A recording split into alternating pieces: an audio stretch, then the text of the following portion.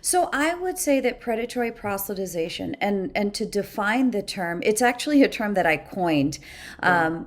I'm a lawyer by training, and one of the things that we learn about is predatory lending and predatory advertising. And this Right. is when a specific group is targeted as a result of certain vulnerabilities. This might be economic vulnerabilities, it might be educational vulnerabilities.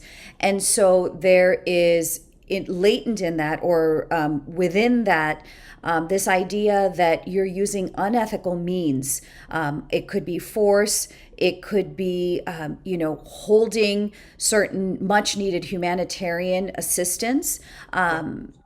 Hostage unless you are willing to convert. That's what falls under the rubric of predatory proselytization.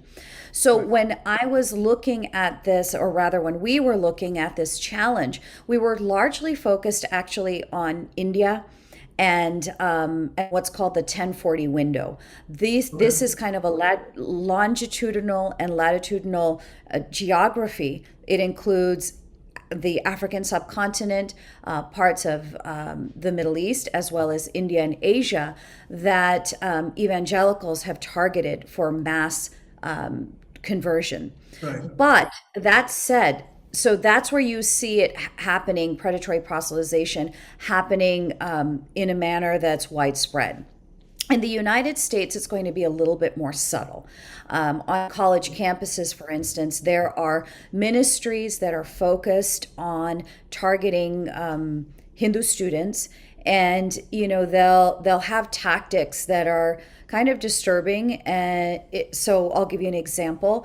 One pamphlet, they actually had a conference in which Christian students that are evangelical, now not all Christians, there have been changes within the Christian worldview, and there are some denominations that are more pluralistic than others.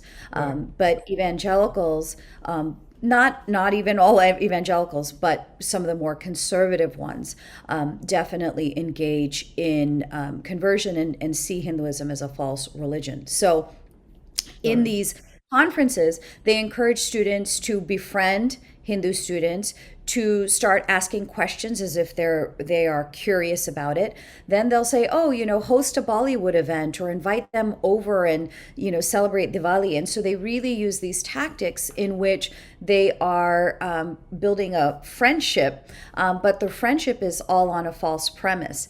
Eventually, just as we see in India, there's some encouragement of, okay, you have all of these deities, but look, if you put your faith in Jesus, Yeah. all these good things are going to happen. And then slowly you can get rid of all your other false gods and put Jesus there as your savior. So that's one example.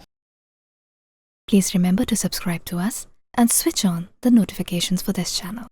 For our other social media links, more content, and to support our work, please visit citti.net. Dhanyavad. Namaskar.